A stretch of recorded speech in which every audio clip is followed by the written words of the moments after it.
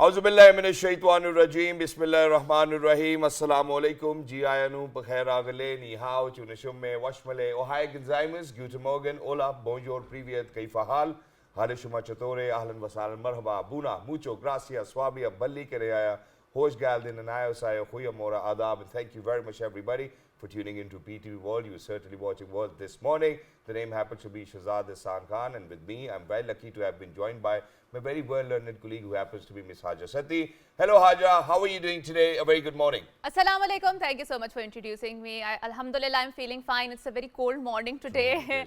And I think the cold is progressing as we move into the January, and certainly December was a very coldest month, but I think as the climate change occurs, as we progress year by year, so I think the winter is also moving, shrinking, and it is getting extremely cold. Well, you know, I think I would want to differ over here, and unapologetically as well, because of the fact that with climate change, I know that, you know, there's this notion that a lot of people are saying that the winters are shrinking. Right. And what I have witnessed is so far is that, you know, that if we go back in time, since I was born over here in Islamabad, I've lived all my life, you know, so December used to be the coldest. But eventually now what I've seen is that, you know, with climate change, we have seen that the weathers are actually a little more prolonged, you know. So if it wasn't cold enough in December, now we see that in January, it's literally very cold. I mean, just last night was 2 degrees centigrade over in Islamabad. And it might have touched somewhat around 0 as well, you know, during the night while we were sleeping under our quilts. But I believe that, you know, it will be a prolonged winter as well, just like we've had prolonged summers. But the absence of autumn and spring is something that we really need to talk about over here, because that's something which we didn't really see. Over here in Pakistan, ladies and gentlemen, there was this beautiful Islamabad weather which we know as spring. We couldn't really witness it because either it was hot or either it's cold as well, you know. So there are no 4 sides to it as well. So there are only 2 sides, you know, just like how we spoke about China, you know, they had that I think the spring season, the lunar calendar is somehow different than the Georgian calendar, and it was there cultural differences there. So talking about news that has been hitting the international media around the world, it is about the new autobiography of Prince Harry, which is by the name of Spare, and he has detailed that how he was manhandled by his elder brother. I think this is the thing that has been happening in our homes too. Obviously, the brothers are always fighting, and you know, our parents have to eventually intervene there to stop that fight, because sometimes it becomes so bloody. But then again, is it for the consumption of the audiences out there? What are the motives behind it? A lot of people are saying that is because the fact that he has been stripped of his titles, because he has moved away from his royal duties and has shifted to America. And one of the reasons he cited is the racism, the extreme racism that his wife was facing over there. And a matter of the fact is she was not accepted in the royal family, and she was otherized there a lot. And that is why he has written all of those details. And matter of the fact is he has not just been stripped of his royal duties, his allowances has also been cut out. So a lot of people are saying that this is for also to make the money out of it, because obviously being a prince, he is used to that luxurious way of living there. Thankful. Still not thankful. I think that's what we really need to talk about over here, because over here in Pakistan, I think बड़ा भाई बचपन में छोटे भाई की धुलाई तो करता ही करता है. I had to say it in Urdu, unfortunately and unapologetically once again. Were you like that? I mean, okay, so I'm going to share a very amazing incident over here. So imagine that, you know, my elder sisters, alhamdulillah, they always used to beat me. You know, because they were elder. I used to do the same, because they were elder, and so I used to tell them when I'm going to grow up, you know, I'm going to take my revenge. Never got that opportunity as well. So imagine, you know, it's a hierarchy. So, you know, the only one left behind you is your younger brother. And, you know, so at times what I would do is that, you know, I would ask him for whatever toy I wanted. You know, so the rule was that whoever is going to score the first 3 positions in the class, they're going to get a gift. But unfortunately, I never scored the first 3 positions. So what I would do is that my brother was a topper. So I would ask him, hey, you know what, I think this remote control car is very amazing and fascinating. Let's just buy this and whatnot. So once he's going to come back home, he starts crying. And he starts crying because he wanted to get something else. And just because I kind of convinced him there and then, you know, so then there was this fight. But when my sisters used to beat me, my mother never intervened. But since my younger brother was so close to my mother that every time, only if I have even shouted, and if my brother would start crying, my mother would come and give me that beating that I would remember for the rest of my life. And I still remember it, and I'm proud of it as well. But that's a family system. I think Prince Harry really needs to be thankful to his God in the first place, because of the life that he has lived. And all of these petty issues shouldn't really be out there. I think if you want to sell a book and make money now, just because your title has been stripped off, I think you can have better ways of doing that. You can inspire people with the knowledge you have. You can inspire people with what you've done all over your life. I think that's something. Because over here, and Wasim Akram has done the same by kind of, I mean, that's something I don't get. Imagine that they've been part of so many controversies. They bring in bad names. And that too, you know, after they have played, now they want to sell their book. So now they're like, okay, Wasim Akram is a drug addict. I mean, unfortunately, but people really need to kind of get their heads around it, that how are you going to inspire the future generations if you went through it yourself and now you're opening about it. You never opened about it while you were playing cricket when it could have any repercussions on you. So you played safe. Please make sure that you don't do that to our future generations. But having said so, Prince Harry states the reason that because he married a black woman out there, that is why his brother was physically abusing him. I don't know what is the reason behind it. So let's leave this royal drama behind and move on to the news. So today is 5th of January. Kashmiris on both sides of the line of control and world over are observing the right to self-determination day today, with the pledge to continue their liberation struggle till it reaches its ultimate goal. It was on 5th of January 1949 when the United Nations Security Council passed a resolution supporting Kashmiri right to decide their future by themselves through unsponsored plebiscite, rather UN-sponsored plebiscite. The day is being marked by various activities including rallies, seminars and conferences across the world to remind the UN that it must implement its relevant resolutions to settle the Kashmir dispute and to save the Kashmiris from Indian brutalities. The UN unresolved Kashmir dispute is a nuclear threat flashpoint between Pakistan and India, which can engulf the whole world. And it's very unfortunate that the Kashmiri brethren, specifically based on their identity as Muslims, they are being repressed over there. And that's just because the Hindutva ideology feels that it is the dominant power and it needs to make its presence felt. That is why it is being so oppressive out there. Exactly, and stripped off their rights as well. But, you know, obviously, you know, commendable. I would certainly want to kind of appreciate the efforts made by the APHC leaders as well all over. And I think that, you know, the struggle will continue. But, ladies and gentlemen, I think as Pakistanis, we've always been there, you know, for our Kashmiri brethren. May it be for the people of Indian illegally occupied Jammu and Kashmir, we will continue to raise our voices. And Pakistan, ladies and gentlemen, is never going to let them down. I think moving on, when we speak about leadership, ladies and gentlemen, former Prime Minister and founder of Pakistan People's Party, Zulfikar Ali Bhutto's 95th birth anniversary is being observed today. Zulfikar Ali Bhutto was born on January 5th, 1928 in Larkana. His father, Sir Shahnawaz Bhutto, was the Diwan of the princely state of Junagadh.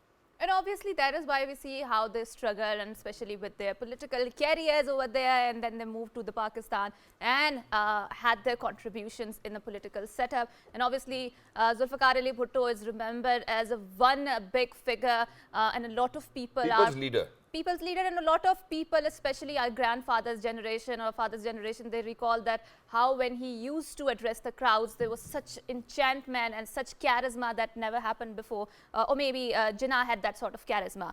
Moving on to a third top story, which is about the 9th Silk Road International Film Festival, wrapped up in Xi'an city of the northwest China's Shaanxi province with an awards ceremony honoring the achievement in the movies. Close won the Best Picture and its Belgian director Lucas won Best Director. The Crossing was the Best Animated Feature winner, and Children of Mist, a documentary from Vietnam, won Best Documentary Feature. Chinese film The Battle at the Lake at Tianjin 2 was the winner of the Best Visual Effects.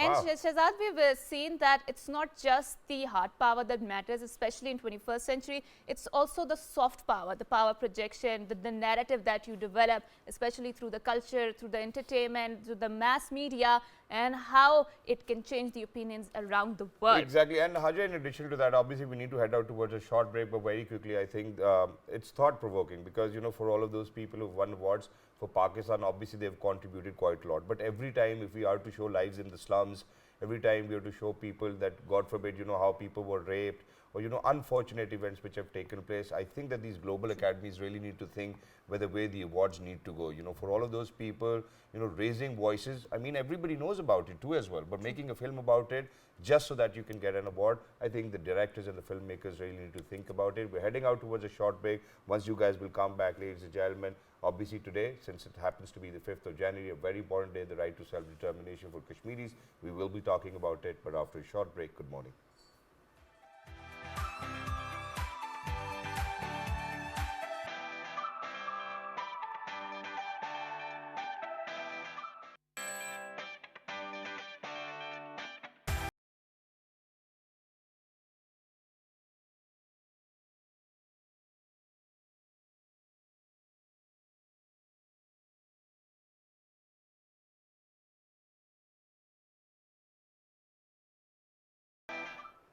Welcome back, and we mentioned that it's the 5th of January and this is the the day of the United Nations to have the resolution for the Kashmiri people. And in order to talk about more about the Kashmiri people's right of self-determination, we are very glad that we have been joined by wonderful guests. So first up is Mr. Altaf Hussain Wani, who happens to be Chairman, Kashmir Institute of IR. Assalamu alaikum, and thank you so much for coming to our show. Walaikum salam, thank you so much. Right. So we have also been joined by Zaman Bajwa Saab, who is a Kashmiri lobbyist and also youth leader. Assalamu alaikum, and thank you so much for coming to our show. Walaikum salam, and congratulations for this physical set. Thank you so much, sir. Thank you so much. And certainly today it might not be the day for any congratulations and facilitations, but let's straightforward head towards what happened back in 1949 and where are we as of now. So let's discuss the status of the people of Indian illegally occupied Jammu and Kashmir. So sir, I think Bani Sahab, I'm going to get started with you. First, take us back on 5th of January 1949, the UN resolution, and then we'll come forward to what has happened over the years.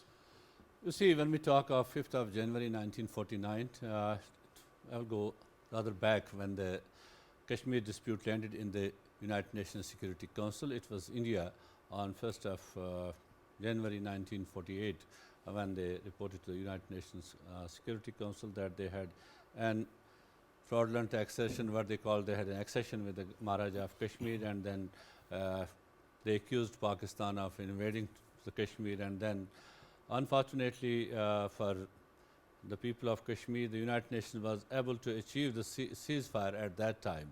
As the people of Kashmir who were fighting for the liberation of Kashmir, they were marching ahead. But India, seeing the defeat on cards, they went to the United Nations and then agreed to the resolutions of the Security Council that there will be a free and fair plebiscite in Kashmir. Maharaja is nothing. It is the people of Kashmir. The matter should be referred to the people of Kashmir. Then the United Nations Security Council established United Nations Commission on India and Pakistan to draw a roadmap for the plebiscite in Jammu and Kashmir. And that United Nations Commission on India and Pakistan, they passed a resolution on 5th of January 1949, which was agreed by India and Pakistan that there be a plebiscite in Kashmir, and some parts of this resolution were implemented. As I talked about, the ceasefire was held on the between the warring fractions in Kashmir, between India and Pakistan, and also the United Nations Military Observer Group was stationed on both sides of the line of ceasefire line, and then there was a case of demilitarization. For the demilitarization, there were not unanimity between the two sides. One side accused the other accused another. But the United Nations came with another plan for demilitarization. That was that Pakistan will have 3,000 to 6,000 troops on the side of Azad Jammu and Kashmir, what we call Azad Kashmir, and the Indians will have 12 to 18,000 troops on the Indian side of Kashmir. But again, India agreed to it, but later on said that no, Pakistan should withdraw first. But Pakistan asked for the unilateral, the withdrawal should be at simultaneous withdrawal. And unfortunately, India did not that. And over the period of time, then India submitted its military occupation in Kashmir. That started calling Kashmir as an integral part. Then made a false kind of elections in Kashmir. Those elections then said that no, State Assembly has also vilified the accession of Maharaj to Kashmir, which United Nations Security Council said, no, none of the assemblies in Kashmir can decide the future of people of Kashmir. It's the people of Kashmir who can decide future. But the rest is history. Then the war between India and Pakistan, 1965, and the struggle of Kashmiris from 1989 till date. Then Indian unilateral action of August 5th and certainly we have seen that India still hasn't demilitarized the region, rather it's a very heavily militarized region, and we have seen how many Indian troops have been stationed there, and not just the Indian troops have been stationed there, they're also changing the demographers there, they're also targeting the identity there. Zaban Majwa Saab, moving on to you, tell us about the Kashmiriyat there and how it is being oppressed or repressed or marginalized by the very dominant ideology of Hindutva there, and how they're operating from the origins of the marginalization there. First of all, we are talking about the 5 January resolution. It's a very important day due to 2 reasons. True. One is that people Kashmiris are recall this day as a painful day when they were 75 years ago. Then they were promised for a plebiscite, but they are not getting that promise to be fulfilled. And other thing is that this day is also very important for the United Nations, for their credibility. They have to think that if they can't able to respect their resolutions, then there will be another League of Nations. They have to think that why the League of Nations failed due to injustice. So this is the point when they have to respect their resolutions. And you are talking about the human rights violations and the suppression and oppression by the Indian forces. To just see last year more than 300 people got killed due to this conflict. And there was more than 164 internet shutdowns when this is the era of WWW and everything is globally, and it's a global world. And but there is a communication lockdown to suppress the voices of people of Indian occupied Kashmir. So basically the current regime of India, they just want to suppress by different forces. They're just using the rape as the weapon of war. They are suppressing, they are closing the doors of education on the youth of Indian people of Indian occupied Kashmir. The reason is only that Kashmiris are wanted and they are demanding their right to self-determination, which was promised by them by actually you know that very well that this resolution was got by the Jawaharlal Nehru, not from Pakistan side, not from Kashmiri side. So actually Kashmiri are just wanting that they have to respect their elders, their leaders, and they have to get the right to self-determination. And Bani Saab, moving on to you, I'm sorry I'm cutting you, Shahzad.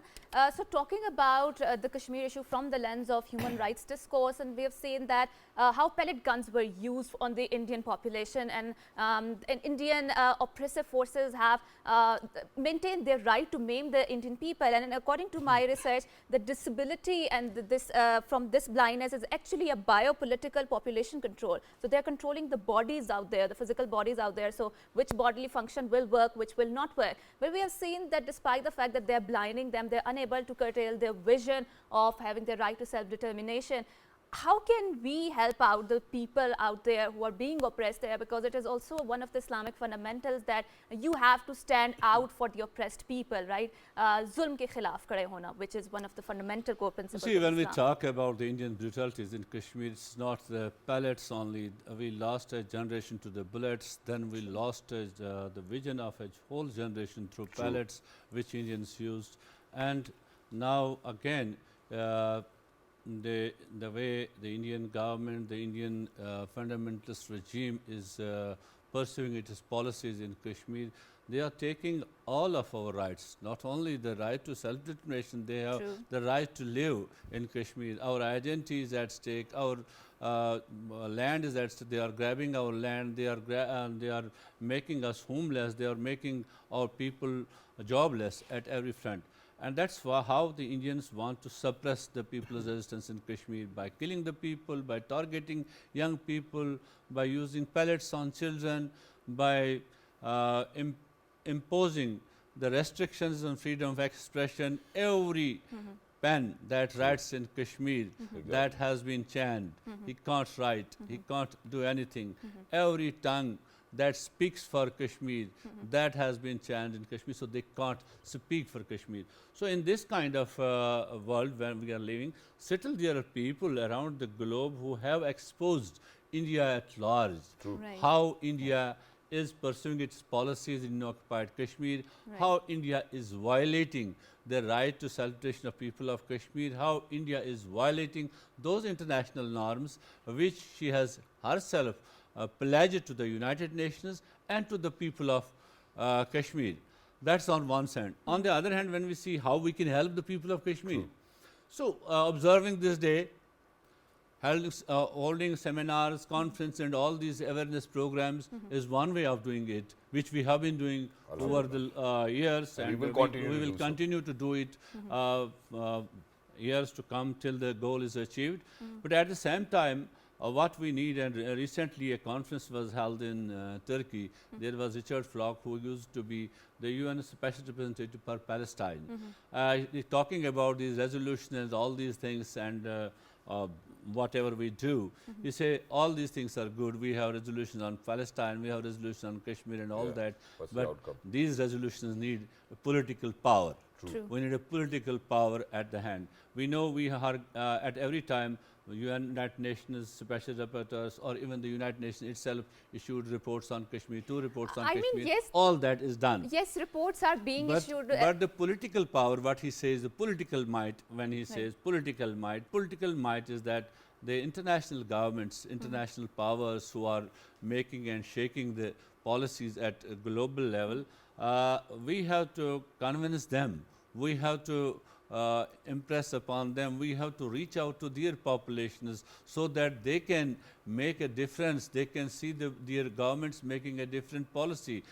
We can reach to their legislatures so that those legislatures can have an Influence or impact on their policy makers to change their policies. What we see at this time, human rights are used only a pretext as if they have to make anybody example. There they use the pretext of human rights. Otherwise, human rights have taken a I think not the second but the third seat in the international arena. It is the economy, it's the strategical finance and all things that. And it's all agenda based as well. And you know, sir, thank you very much for raising this very important point as well. I'm going to move on to Bajwa Sahab over here, but before I move on, I think I would certainly want to make these points where you said that, you know, it's military troops within the Indian illegally occupied Jammu and Kashmir. Well, it's not military groups, it's militant groups from India, you know, which are over there in the Indian illegally occupied Jammu and occupation Kashmir. force. The Exactly, occupation forces. Yeah, yeah. And not just that, sir. I think in addition to that, what we really need to talk about over here is where you said that they're grabbing your land. You know, so I think what they're doing is that there's ethnic engineering going on, there's geographical engineering going on over here within the Indian illegally occupied Jammu and Kashmir. That if one day there comes a day where the plebiscite is going to take place, that they can actually take it towards them. I think having said that, you know, stripping people of their human rights, and when we speak of human rights, I think for all of those organizations who are out there, I think that they are deaf when we speak about Indian illegally occupied Jammu and Kashmir. I mean, may it be an agenda-based problem over here within Pakistan, the human rights agencies and organizations will be all vocal, they'll be everywhere, but when it comes down to illegally occupied Jammu and think the Kashmir, efforts it looks like as if it's all of it is going to go in vain. But sir, Bajwa Sahab, when we speak about all of this engineering taking place, with it, I think that things are getting worse. You know, obviously, their struggle, you know, towards their right, self-determination and freedom will continue no matter what happens. But for what Modi, I think he himself happens to be a vulturist. I think that's what it is. You know, it has been said, it has been seen as well. You know, what he has done to the Muslims within India. I think everybody's aware of it. How do you think that in days to come, God forbid, if there has to be a plebiscite with all of that engineering, how will it work? Actually, if you see the steps which are taken by the India in illegally occupied Jammu and Kashmir, you see there is a resemblance between the Israel type settlement. Actually, they are following every step which Israel done in Palestine.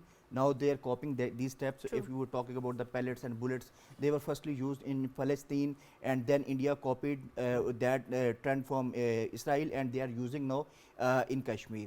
And you are talking about these settlements. Actually, they are trying to change the demography. One day after means 10 years, 15 years, when they see that the demography is changed and the population is now in the favor of India, they will say to the international power, let's come.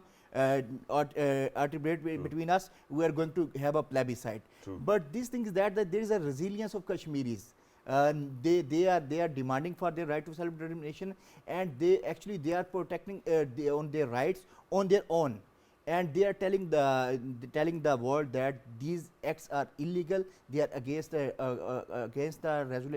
UN resolutions. And one thing which I must mention, that Pakistan doing a lot in this regard. Just last week Pakistan just put a resolution for the right to self determination, and this resolution was backed by the 70 countries. And Pakistan is doing this, putting this resolution since 1970. So actually Pakistan is doing, Kashmiris are doing, and they are raising their concerns, and they are telling the world that these actions are illegal. Now this is the responsibility of the international players and the international human rights organizations. Exactly. And thank you very much for saying that, because you know that's where we really need to kind of hit the nail on the head as well. So you know, sir, my question would be very simple: is force a solution, or do you think that all of these bigger global powers really need to come together? Where you said that, you know, it lacks political power and it lacks political will. Do you think that's the solution? Before answering your this question, I will go back to the last Demographic. one there. That the one thing why we observe this day, 5th of January, this resolution says, in Article 6 of this resolution says, no party can make any physical change on the ground. True. So all these actions by the government of India, unilateral actions, are illegal, and they are against the spirits of the UN's resolutions on Kashmir. So no matter what they So, do. whatever they do, that's illegal. Now coming to what was your second question, that is there force a power or a political will, or we should continue like this? You see, the circumstances in the world, they are changing. Global order is changing every day. You don't have the same global order. True. As we currently, if we see, we have the hegemony of US and the West on the global order, but it is fast changing. It's fast changing. It's not that it can remain like this, because the world economies, the strategies are changing over. And I think there will be no more a unipolar world. There will be no more one superpower. I think somebody else will take as the superpower role in the world. Then the whole dynamics of this change. What lies for the Kashmiris, as we have seen when the partition of India and Pakistan took place, when there was decolonization of this subcontinent, there was a resistance for the Pakistan, and we achieved Pakistan. The resistance was there, and it was because of that resistance, and we are the leader, and because of that we achieved Pakistan. If there was not a resistance for Pakistan, even if there was decolonization, if the West would have packed their baggage from the South Asia, there would have not been a Pakistan. So the Kashmiris have lived in the worst times under the Maharaja's rule, way back, and other occupiers who came from outside in those worst kinds. But Kashmiris always continued their resistance with one or the other way. And that's the only way for the Kashmiris at present, and what they are pursuing under all these circumstances. You might have heard about the BBC Urdu report on Kashmir, how Kashmir is facing at this time. They are suffocated, they can't talk, even they talk at home, their parents say, don't talk this, and it will be served. So there are lots of things on that. They are going to demolish our properties. The people we here living here, our properties have been annexed. They are taken down. That's a message to us. But at the same time, our younger generation, they know that we have to continue our struggle, and this dark moment will not last long. There will be a dawn at the end of the day, Inshallah. and that is the only hope for the people of Kashmir to continue the resistance. They are continuing, and I think along with that, where India is pushing the younger generation of Kashmir, when you choke all the civil spaces, when you choke all the political spaces, when you don't give any peaceful expression to your event, then the only way is left for the youth of Kashmir to opt other means. And in those means, people of Kashmir, the youth of Kashmir, are very well equipped with the United Nations resolutions, that they can use those means also.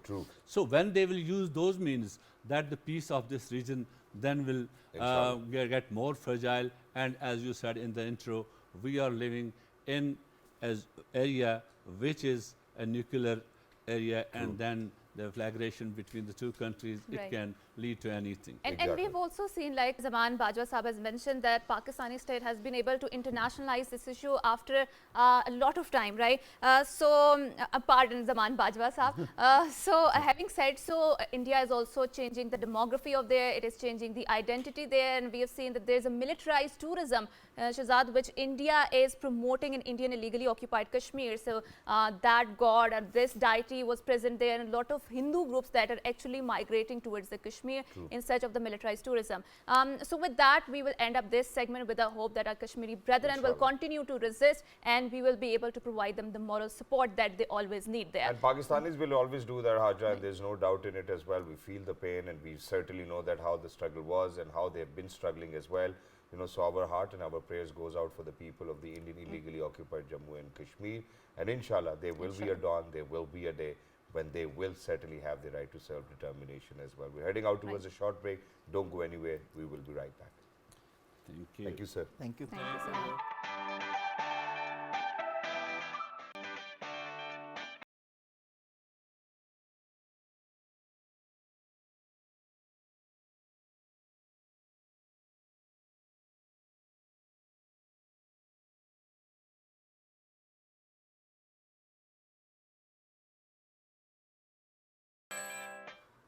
All right, ladies and gentlemen, welcome back. Thank you very much for staying tuned to PTV World. You're watching World this morning. Ladies and gentlemen, I happen to be Shahzad Hassan Khan.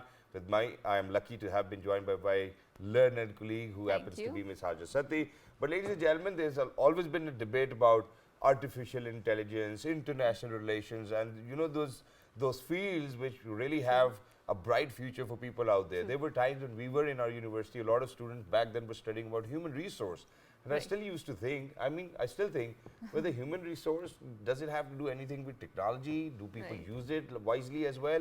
And I used to believe, and I still believe, that people who work for human resource departments are the safest because they might not even lose their jobs. Okay, that's a debatable point, because especially in the era of global inflation, there's a lot of people are being laid down from their organization, so they're not that much safe as we think out there. But certainly technology is creeping into every field, and obviously human resource is not immune from that. And we have a wonderful guest in the studio who will explain what exactly is the human HR technology. Is it a human resource technology, as we are guessing, and how the innovation is impacting it, and how the corporations are growing according to the digital needs. So we are very lucky that we have been joined by Fatma Abbas, who happens to be young woman entrepreneur. Assalamu alaikum, and thank you so much for coming to our show.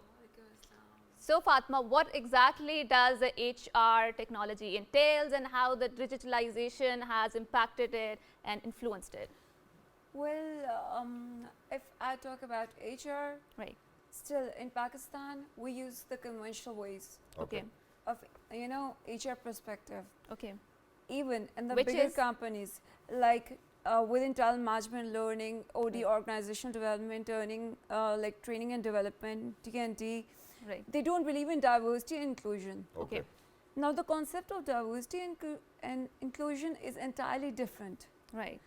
Where, you know, you actually integrate artificial intelligence or data sciences, machine learning with HR. Like, for instance, you know, here most of the people think that, you know, employees will be happy enough if they'll get flexible working hours, if they'll have, you know, trainings, or if they'll have bonuses. Gen Z or millennials, you know, they don't believe in this thing. What do they believe in? They believe in innovation. Yeah, that's true. They believe in completing tasks. And unfortunately, in Pakistan, in most of the organizations, you know, people happen to, you know, sit within the offices till up to the time, you know, till the boss is sitting, just to make them happy. But actually, things are not happening that way. Exactly. That's internationally, now on international level, things are happening on a different pace. We'll certainly speak about that. You know, we'll go down to that as well. But where we are actually speaking about human resource technologies, please give me a minute and hear me out on this as well. You know, it's right where you said that we really need to kind of take advantage of artificial intelligence, machine learning, data gathering. But I think human resource has been kind of very effective and impactful when we speak about data. I think that's what they do. Yeah, Human resource that's what actually gets all I'm- the data from their employees. You know, there are a lot of feedbacks as That's well, what I'm and from the employers as well. going- How do you think that these technologies will actually help make the efficiency go upper and upper on the upper side and make it better for people to work so that the organization is profitable? Okay, now let me come with the solutions. Sure. Okay. What happened in on international level or in Fortune 500 companies? On statistical basis, every day, 2.5 quadrillion bytes data, unstructured data is produced. Yeah. Okay, and you know it's really difficult for data scientists to gather that usable data. So now, what are the technologies that are helpful in extracting the right data? Artificial intelligence. Yeah, artificial intelligence. Within artificial intelligence, there is predictive analytics. Yes. Okay, then there is sensory technology. Yep. Then there is augmented Reality. augmented capability, Yeah. Okay. and then blockchain. And True. on the blockchain module I'm working. It's not happening in Pakistan when it comes to blockchain. On people only talk about the crypto and the That's coin not and the only stuff. thing, and yeah. everything. Yeah. But that's not the only thing. Right. Within HR, there can be a lot of implementation. Actually, starting with predictive analytics, you can actually predict on the basis of previous history, like what happened in the past, or by using machine learning. So we forecast. I'm sorry, I'm going to stop you over okay, here it's okay. because I have a question over here. And the question is, now obviously we're going to rely on machines, and it's great. You know, even in the past when humans used to take decisions, they would look back. Okay, how were our last 6 months? You know, and how are we going to forecast our 6 months in near future? That's great. We talk about prediction. We talk about all of these things. But where you spoke about the data and how the data really needs to be taken out so that it's more relevant, I think I'm going to give you an example over here. And this is something which I've understood. I might be wrong and I can stand corrected if you can do that to me. Okay, sure. But what I would want to say over here is that imagine that there might be a global population of 2 billion people who are using these social media platforms, may it be Facebook, Instagram, Twitter, or probably more than that. Now imagine that the kind of viewership I have, I will only get that sort of adverts within my videos or whatever I'm watching. True. So that means That is because of machine learning. yeah, that's what I'm saying, obviously. But that machine obviously is made by humans now. I think what I'm trying to say over here is that to take out that data and use it respectively totally depends on the intent of an organization. It's not that it's difficult. Everybody is doing it. No, We are no, being no, no. played at the It's- hands of social media it's platforms. It's difficult because you'll hardly find resources who have this lethal combo of HR and being a data scientist. Yeah, Okay. that's true. So now, even within Fortune 500 companies, there are only 15 to 20% companies who could, apply these things. Fortune 500 companies. But do you So think applying all of these things, all of these mechanisms, bringing in machine learning will actually help us make the Yeah, company they grow are- better, the efficiency grow better, the Exactly. efficiency of the people grow better? Because pandemic has taught us one thing. Even if while we were at home, we could still work, there were flexible hours. I'll give you example. Yeah, sure, go ahead. I'll give you example sure, of that. Okay. Within predictive analytics, there is an example of NLP, Yeah, natural language processor. yeah. Okay. Now there are different softwares like GANs, Anaconda, Miniconda 3. True. There are different softwares True. with the machine learning True. that are subjected to extract the right data. True. Yeah. Okay, that actually saves human time. True. Human decision can be wrong, but machine driven data decision can be wrong. It can be. That's what I say. Let me tell you. Yeah. Now, there was a thing that happened that a company there were a bunch of people who what actually they did was that they created something that let's say if you are speaking, Yeah. okay, you're talking about something, they'll actually, through that software, they'll copy you, and you know, even if you're not there, with your voice, they can talk to anyone. That's But something that's I've the seen. You know, deep fake. Morgan That Freeman's was- clip is out there. Morgan Freeman's clip is Can out there. you- I've seen it. I'll can give you. you- I'll give can you you- that can time. you- can I There's a complete reason. it? There's a reason why I'm saying that. There's a reason because, for example, you know, so I do a lot of shows for cricket. You know, the predictive analytics have been used by cricket as well. You know, there are times if a 25-over game is taking place, you know, at the 15th over, it will give us that prediction that 60% chances of Pakistan winning and 40% chances of South Africa winning. And I've seen most of the times that those predictive Obviously. analytics were wrong. That's true. This is That's about probability. Statistics Yes, is probability involved. is fine. Statistics is involved within data sciences. Yep. Okay, but now what I am telling you is that, you know, how it is impacting HR. Go ahead. And, you know, improving employee efficacy, and, you know, cutting down the cost. Let's say I gave you example of NLP. Google Translator is one of its example. True. Let's say, you know, a company in US hires an Arab, okay, and he or she is working on some genetic modification, Ji. but the person is having, you know, language issue, language barrier. Yeah. So now NLP will help here in, you know, making language barrier, you know, cutting down that language Why would barrier. HR hire a guy, you know, who actually has a language barrier in the first place? Why not go find the right person for the right job? What about genetic modification? If you'll find only 5 people in the world who are working on this specific genetic modification, Okay. and they are looking for that specific person, and they are getting that From just Saudi like Arabia. you know, yeah, from Saudi Arabia, anywhere. from anywhere, you know, from Italy, from France, anywhere. Because he or she will be beneficial Yeah, for the organization. but they are not familiar with the language. Yeah. So, if you remember, I take it back. Was Google Translator that precise? It's No. an example of Yeah, NLP. True. That's But very- now it's different. Exactly. Okay. Now you But can it's- even it's type to- my still- messages. It's still not very precise. I mean, the translator But thing. still, NLP, I'm just giving you an example, okay, that how things work. Then I'll also talk about Okay. sensory, because there is, Since we are short on time, you know, I certainly yeah. agree. I certainly agree that all of these technologies can have a lot of positive impact. But my point over here is that 100% relying on these technologies might not be the brightest of the ideas. if you will just listen to me a bit, I'm maybe, trying. maybe, Yeah. maybe Please go you ahead. can get it. Yeah. Okay. If I talk about sensory processing, okay, initially it was used by organizations just for, you know, air conditioning or air within the room, the temperature, is it filtered or not? But then they bring innovation within that. True.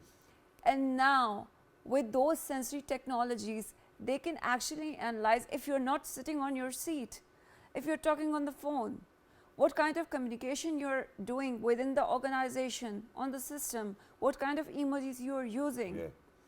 They can actually, you know, That's a scary. company can predict, they can see, they can forecast Don't each want and them to see that. everything. You know, that's scary. I mean, what kind of emojis I'm sending to somebody? But they are seeing it already. Yeah, I mean, exactly. you don't That's have a true. choice in That's that true. regard. For Because you're sitting within their premises, you are Under you know, surveillance, yeah. You are Aajo bhaijan. working on Yeah. So you if know, they have any integrate plans with against this you, I think it will work against you. If they have So, plans for you, not they will play against, for you. but actually in that case, when employees will get to know that, you know, they are being monitored, even if boss is not there, if the management is not there, they are being monitored, they will be efficient. Exactly. So HR is monitoring. That's what you were saying. Yeah, exactly. They are monitoring. and through technologies, they are and monitoring. when it will be their PMS, performance Yes. management system, So everything will be, black and कि white. कौन कितनी देर message करता रहेगा और किसने गप्पे लगाई I think everything Yeah, is going to be there. and who's sitting and who's not sitting. Yeah, So, but thank you and very so- much, Fatma, for being with us since we're short on time. Thank you so we much. do not have that luxury that we could continue, but it was, I think, one of the finest conversations that I've had with somebody because we do believe in technology. I love technology. I've always been a gadget boy all my life, and I would want to collect all of those gadgets as well. At times, they can really be fruitful. At times, they can really be useless. But at times, you can always have a mix of both to make sure that your life gets better. Technology is to make your life better, not worse. And obviously, we need to have a more conversation, especially when it comes to the technology, which should be more than the profit and capitalism, and more about the humanness and humanity and how it can help humanity out there, right? So it's us who are controlling that technology, and it's us whose intent matter when using the technology. So with that, we will say goodbye. Until next time, it's Allah Hafiz and good morning. Have a great day.